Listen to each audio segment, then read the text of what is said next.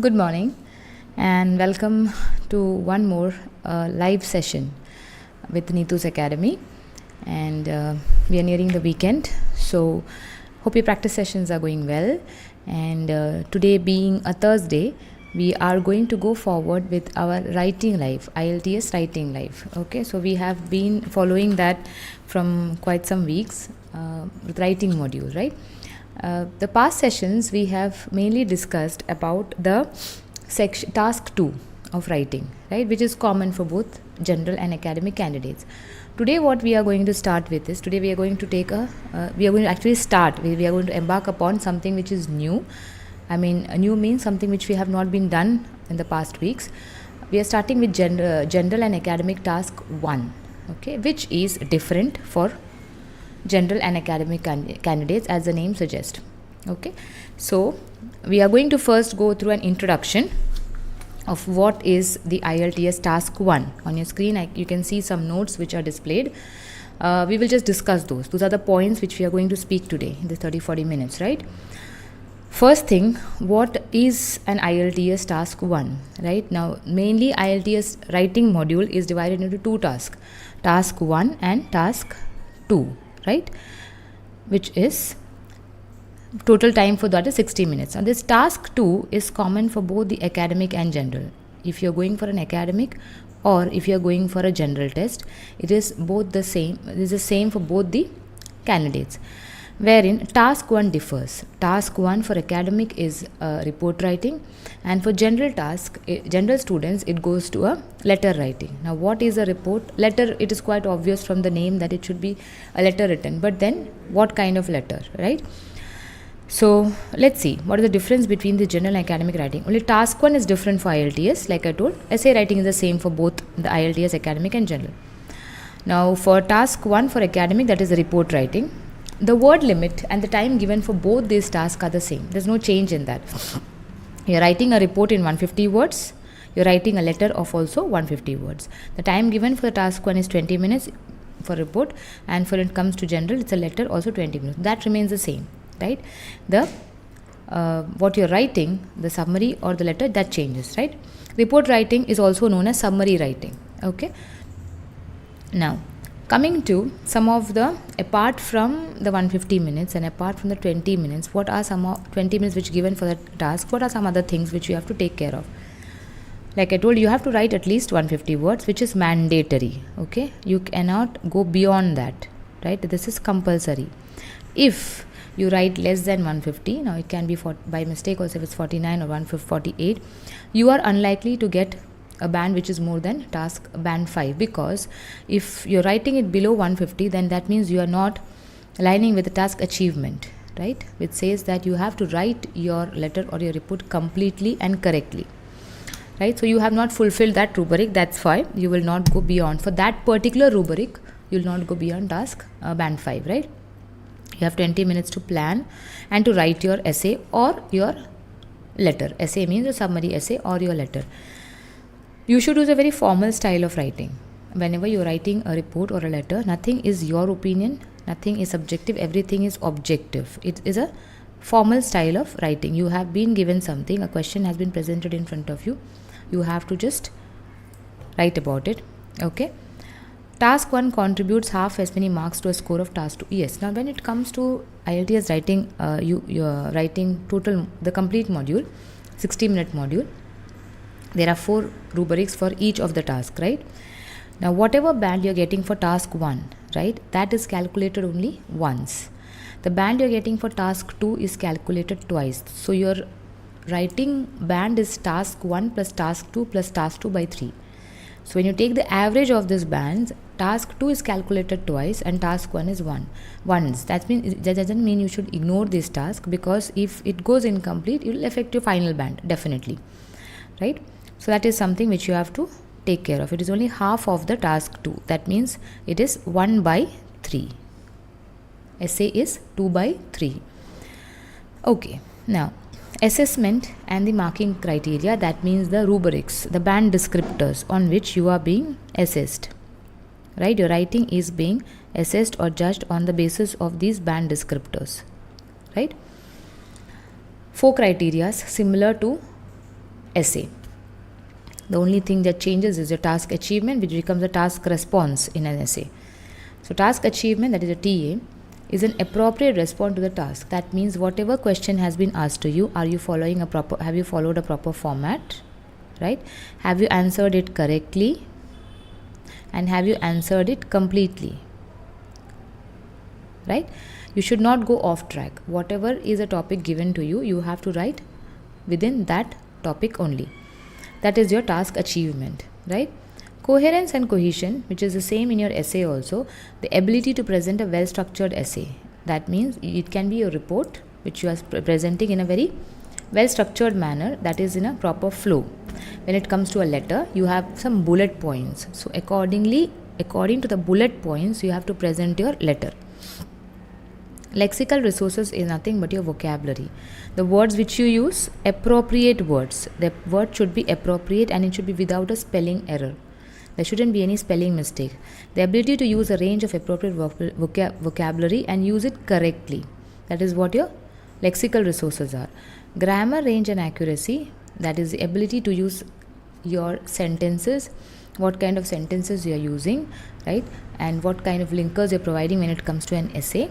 What kind of language you're providing when you give your sentences, simple, complex, compound sentences, and including your punctuations, your tenses, and all those things. There won't be any contractions when you're writing your report or your letter. You cannot write contractions, you cannot present idioms, you cannot write any phrases, right, which is a common for essays also. It's a very formal way of writing. Each of the rubric carries 25% markage. That means it has got equal weightage. Each will be given a band, right? Like for example, if you have got 5, let's take hypothetically if you have got 6 each. So it will be 6 plus 6 plus 6 plus 6 upon 4, which will give your task 1 band. Okay, that is about the rubrics, right? Now going forward with letter writing, let's start with the general academic task 1, which is a letter writing.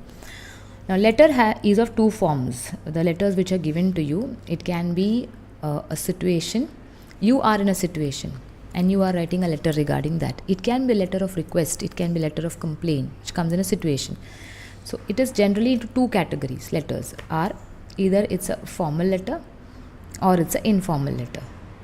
So the first thing you have to do is you have to read the question and decide what kind of letter you are going to write, because that is very important.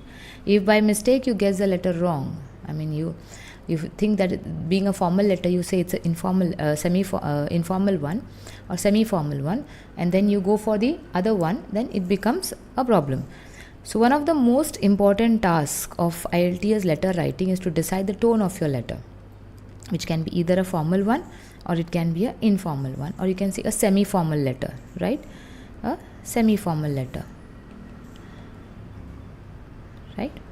Formal and semi-formal. Now, if you get this wrong, it will again affect your task achievement, because the rubric says you have to answer your question completely and correctly. That means within the question. Now, how do you how do you understand which is a formal one or which is a semi-formal one, right? So, formal letter is you write a letter to someone you don't know, or maybe you don't know well. It can be either of the cases. Either you don't know that person or you don't know that person well. Then in that case, it becomes a formal letter. Very easy way to understand is sometimes when you are writing letters to somebody who is sitting on a very higher position, okay, or maybe to someone, you are writing a letter regarding maybe a complaint, a profession, or reason or whatever, but you don't know that person well enough. You have heard that person, for example, you're working in a company and you're writing to the chairman of that company, right? You know that person by name, but you don't know that person very well, right? You know he or she is a chairman of your company, chairperson of your company, but then you have never met that person in person. You don't know them well. So in that case, that becomes, even though you're working in that same company, it becomes a formal letter. Informal is generally when you write to someone you know. It can be a family, it can be a friend, and so on, right? Now, I have taken 2 examples to let you know what it is like. Now, when it comes to a formal one, if the question says you have recently purchased an item from a retail store. When you returned home, you found that it did not work. You called the customer care about this problem, but did not get any satisfactory response. Write a letter to the retail manager and in your letter. So you are writing this letter to a retail manager, right? The person whom you don't know, right? You know the name of that person because maybe it's mentioned in that.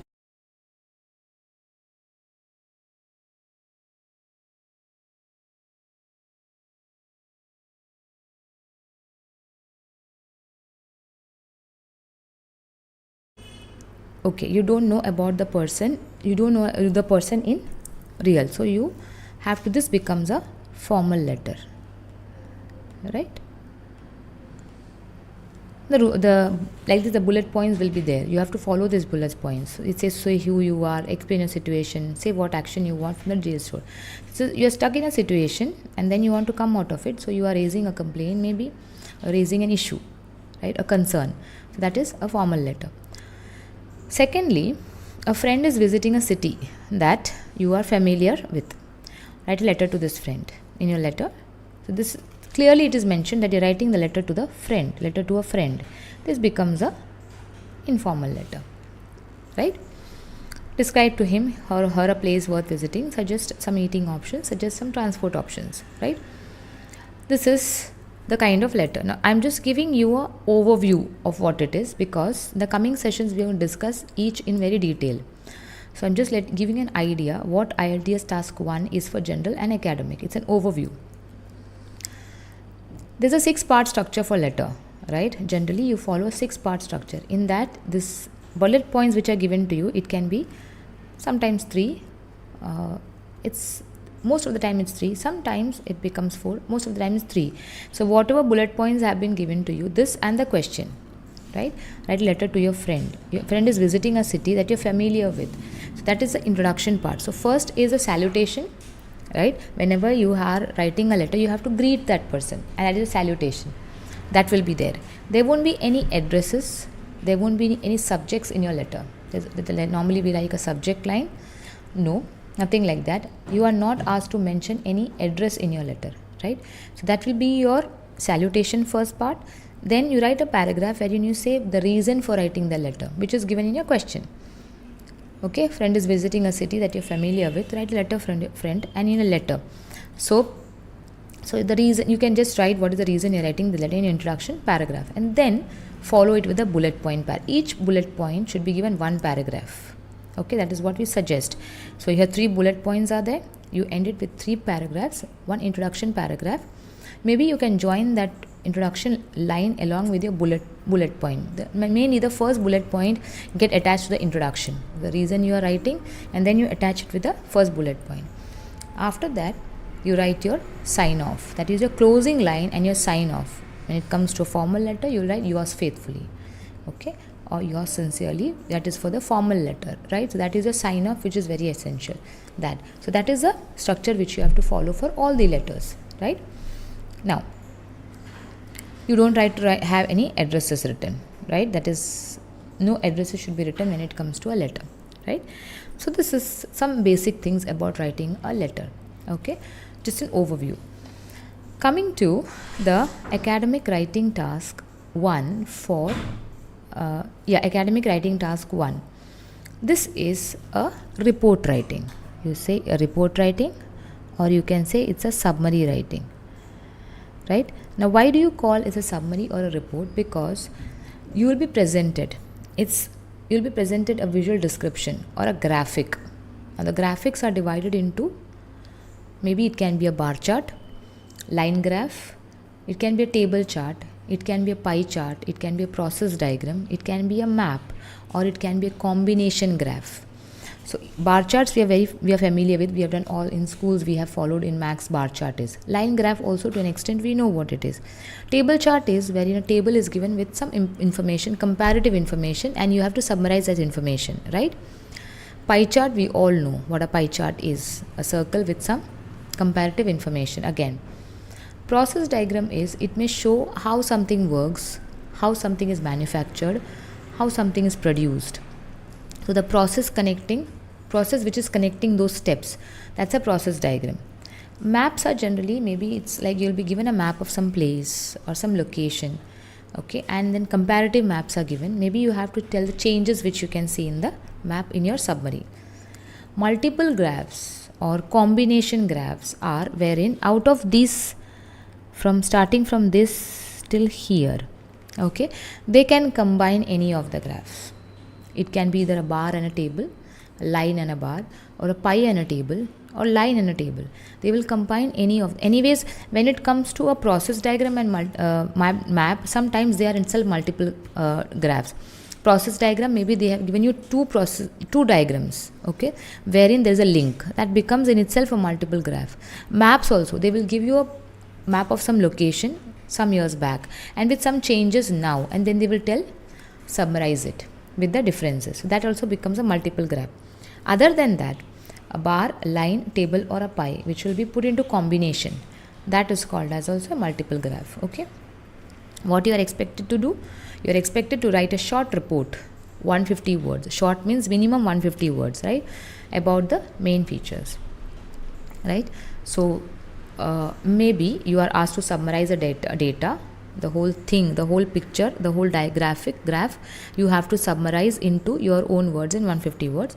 Describe stages of a process is given to you, and then you will be asked to for example, if there is they are showing some equipments which are connected to the process of manufacturing cement, right, or maybe concrete or something else. So it is starting from the raw materials and the steps which are included along with the equipments, ultimately which gives you cement or concrete.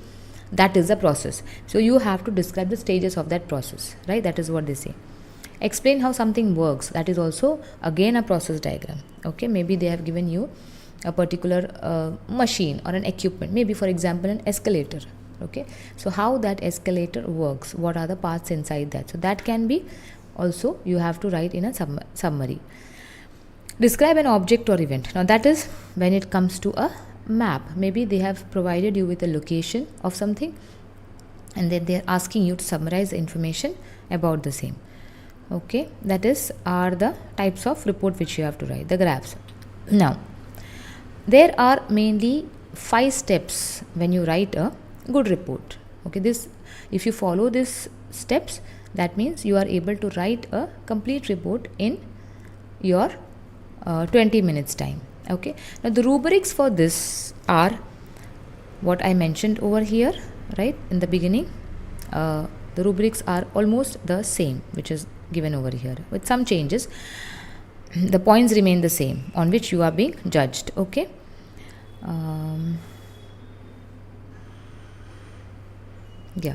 that is task achievement, coherence and cohesion, lexical resources, your grammar range and accuracy, which you have to follow. Accordingly you are marked for your task, right? Now coming to the 5 steps.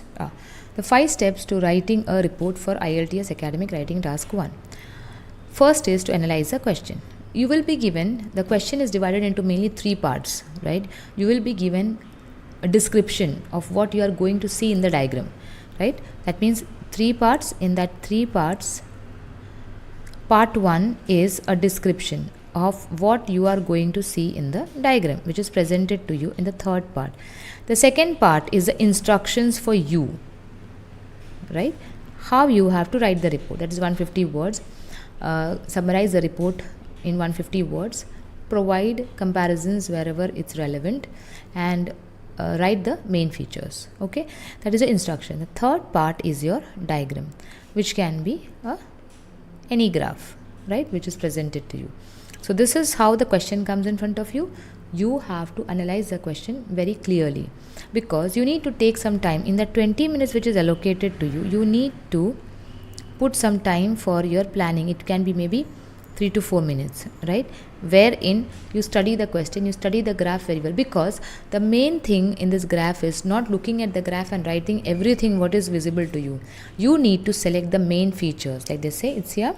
What are you expected to do? You are required to write a short report about the main features. This is something which has to be highlighted. You are not being mechanical, and you are not writing everything what you find in your graph, right? Sometimes maybe a table or maybe a line graph can be very vast with lot of information in that. You cannot, you have, first of all, you don't have too much time, only 20 minutes are there, right? Secondly, you cannot overgeneralize the report. You cannot just write like a mechanical robot, taking everything and putting it down in your report in 150 words or more than that, right? That is not expected from you. What is expected from you by the moderator is that how are you able to choose the correct information, how are you able to understand that question, that graph, choose the most important features and put them down in the best of the sentences you can without narrating it in a very descriptive manner. Try to be concise or compact because it is an objective, the formal way of writing. Okay, so for that you need to understand the question very well, analyze the question, take a few seconds to study the diagram. What are some things which are mentioned? There are a lot of labels in the diagram, right? There are titles in the diagram, right? You have to take care of all these things, right? Study all of them and then you are able to understand the question. It becomes easy for you to write the graph. Okay, like I told, identifying the main features is the key thing, right? This is the key of writing a good report, right? You have to write the main features which are mentioned in your given diagram, right? Sometimes, for example, if you take a pie, sometimes a pie is a very simple diagram which has got a minimal amount of information. So you need to choose the most important features first, put it down first, and then you have to follow. That has to be followed with the less relevant information, right? But you need to know how to choose them, how to present your information in your paragraphs. Okay.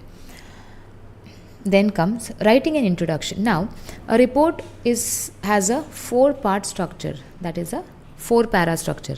We all know that for essays also we follow a 4-paragraph, not mandatory, but it is the common 4-paragraph structure. When it comes to a report also, we generally follow a 4-paragraph structure. Now, it is not the same as the essay, but we follow a 4-paragraph. Now, what are these 4 paragraphs is, first when you write, it is your introduction para, right? Never ignore this paragraph, and it's better you keep these paragraphs separately. Okay, the first is your introduction para, right, wherein you paraphrase the question statement, right? Whatever is the statement given to you about the description part, like I told you, the question is divided into 3 parts. The first part is where the diagram has been explained to you, what the diagram tells you, so that you have to paraphrase. If you need to take any information from the diagram, you can take that and write it down in the introduction paragraph. Okay, second comes, introduction paragraph is very important because it is actually there you are writing down what is the report, what is the diagram all about, right? Then comes your very important paragraph when it comes to report writing, your overview paragraph. Okay, this is one of the very, very important paragraphs of report, right? Try to keep it separately in separate paragraph, right? Now, what is this overview? This overview paragraph is actually a outline of what you are going to present in your report. In your essay also, we have got an overview statement. If you remember, introduction paragraph, you have got a paraphrase, you have got if it's opinion essay, you have got opinion, then you have got you've got an outline statement. Normally the outline statement says what your following essay is going to describe. Okay, it is here you keep a separate paragraph for that, right?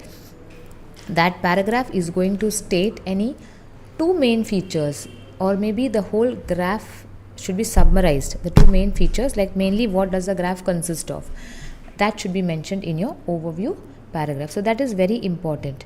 Okay, and try to keep it separately. Don't attach it to introduction, even though if your introduction is just maybe one statement or 1 sentence, keep your overview separate. Okay, that is the second para. Then comes your body paragraph 1, right, and your body paragraph 2. There are many reports which writes body paragraph 3 also, right? But that is not it's not mandatory to write only 2 paragraphs. You can add 1 more paragraph, but then, like I always say, it's always suggested to keep it to a 4-para structure, wherein you give an introduction, you give an overview, you give a body paragraph 1, you give a body paragraph 2. Okay, now how do you place this information in the body paragraphs is entirely up to you to decide, right? when you go to the titles, when you go to the labels, when you go to the measuring units, or when you look at the information which is presented to you, you will be having an idea how to present it. The most relevant ones, ഏറ്റവും important ആയ most important features നമ്മൾ പറയുമ്പം അതിനകത്ത് ഒരു particular diagram ആകുമ്പോൾ ഇഷ്ടം പോലെ features ഉണ്ടാവും. ഫോർ എക്സാമ്പിൾ ഒരു ടേബിൾ എന്ന് പറയുമ്പോൾ ഒരു 9 റോസും ഒരു 3 കോളംസും ഉണ്ടെങ്കിൽ തന്നെ ഇഷ്ടം പോലെ ഇൻഫർമേഷൻ നിങ്ങൾക്കുണ്ട്. അപ്പോൾ അങ്ങനെ വരുമ്പം അതിനകത്തുനിന്ന് ഏത് ഇൻഫർമേഷനാണ് നിങ്ങൾ ചൂസ് ചെയ്യുന്നത്, അതാണ് നിങ്ങളുടെ മിടുക്കുണ്ടാവുന്നത്. Because they are not there to sit there and look at simple sentences which you have written down, because that's very easy. Your job is to take the most important information, form it into a good sentence and present it in front of you with a good language. Task 1 report writing has a particular language set which you have to follow. Some of the words, not all of them. So they're not magic words. When you start an introduction, for example, when you start an overview, very common way of starting an overview is writing overall. Okay, in the overall perspective, okay, or it can be seen. So that makes it easier for the moderator to understand, okay, this is my overview, right? So how do you place the information in the body paragraph? That is entirely up to you. We'll discuss that in detail when we are discussing the different kinds of report, right? Further sessions, right? So write an overview, write the body details in the paragraph will be, like I told, decided by you. So you have to follow this 4 paragraph structure. Now there is no conclusion. There is no conclusion for a report. You don't have to write a conclusion paragraph, right, in a report. Like in an essay, we keep a separate paragraph for your conclusions, right? We write that. Now why it is like that is because an essay is actually, even though if it's an opinion essay or even though if a discussion essay, it is you are presenting something from yourself, your side. Now candidate A and candidate B will have different viewpoints, right? So whatever information you have written in your introduction and your body paragraph, that has to be summarized and presented in front of the moderator, telling that, okay, this is what I have written down, right? Here you have been already given an information. You are not writing anything from your viewpoint, or you are not writing anything from your ideas or your opinions, and nothing there. You have got presentation in front of you. All you have to write in the important points from that and putting into a report, right? So generally in your overview, okay, some of the tutorials suggest that overview can be written in the last paragraph. That is, you write an introduction paragraph, you write your body paragraph 1, you write your body paragraph 2, and then in the last paragraph, that is your overview paragraph. But we always suggest that keep your overview as a second paragraph after introduction, right? Otherwise, in your overview, you're going to repeat the same thing. Whatever you have mentioned in detail, that you're summarizing and putting here. Either ways, you're putting there in a compact manner, and then you're giving the details in the further thing, right? That is a much better way. You give something in a very compact manner first, and then in paragraphs you explain that in an elaborate manner. അങ്ങനെ follow ചെയ്യുന്നതായിരിക്കും കുറച്ചും കൂടി നല്ല. Overview paragraph last ചെയ്താലും കുറേ ആൾക്കാർ suggest ചെയ്യാറുണ്ട്. പക്ഷേ we always suggest keep you overview as A second paragraph after your introduction, right? So I was actually telling that you won't be having any conclusion because of this reason, because you are giving in your overview the main points. You're writing in your paragraph the explanation. In your paragraphs, in your overview, normally you will not write any numbers. That means the supporting data. If you're claiming something, you need to support that with the data. ആ supporting data നിങ്ങൾ എഴുതുന്നത് നിങ്ങളുടെ പാരഗ്രാഫ്സിലാണ്. ഓവർവ്യൂവിൽ നിങ്ങൾ ആ claim മാത്രമേ ചെയ്യുന്നുള്ളൂ. You are claiming it. Okay, this is what I can view from the report, the graph which is mentioned, presented in front of me, right? Maybe a major decrease or increase, or maybe some high-low numbers you can see. But in that you're not giving the supporting number. നിങ്ങൾ ആ എത്ര percentage ആണോ അല്ലെങ്കിൽ എത്ര number ആണോ whatever it is, അത് നിങ്ങൾ ഓവർവ്യൂവിൽ present ചെയ്യുന്നില്ല. അത് നിങ്ങൾ എഴുതുന്ന പാരഗ്രാഫിലാണ്. അപ്പോൾ നിങ്ങളത് പാരഗ്രാഫിൽ എഴുതും. അത് കോമ്പാക്റ്റ് ആയിട്ട് നിങ്ങൾ ഓവർവ്യൂവിൽ എഴുതി കഴിഞ്ഞിട്ട് പാരഗ്രാഫിൽ ഡീറ്റെയിൽ ആയിട്ട് എഴുതി കഴിഞ്ഞിട്ട് നിങ്ങൾ അഗെയിൻ ഒരു കൺക്ലൂഷൻ കൊടുക്കുകയാണെങ്കിൽ ഇതേ സാധനം പിന്നെ റിപ്പീറ്റ് ആവുകയാണ്, right? So that's why, and anyways, that is not something which you have written down. It is something which is already given to you, so it can be viewed. The moderator can view that same thing, right? You're just writing it out in the words. That's why there won't be any conclusion for a report. There's no separate paragraph of conclusion for a report. You just keep it into a 4-para structure. Okay. These are the main things about a report. right? So we will go into the detail, right, of all those kinds of report, what are different kinds of report, what are different kinds of graphs which are presented, what are the difference between these graphs, and how for each graph you have to write a report. We'll go into it in the following sessions in detail. We are going to take that. This was just an overview which I wanted to let you know that what is exactly task 1 for general and academic. So like I already told, an outline is that general, for the general candidates, the task 1 is a letter writing, which can be either a formal or informal letter, and how to identify the letter. A person who is known to you is informal one. The person whom you don't know or don't know in a good manner is a formal one. So we will go into detail different kinds of letters, and then we have discussed about the letter is to be followed with the 6-part structure, that you have to something which is essential to follow. Then comes the task 2, which is the different kinds of report, right? So this is what I wanted to let you know, because maybe in the coming sessions I'll be starting down with the different kinds of report and letters, right, which is an essential part of your writing. So I think I'll end it here today, because this is what it is all about. We will meet in the coming session with a detailed matter. Till then, you all keep on practicing, and keep yourself safe, and have a good day. Goodbye.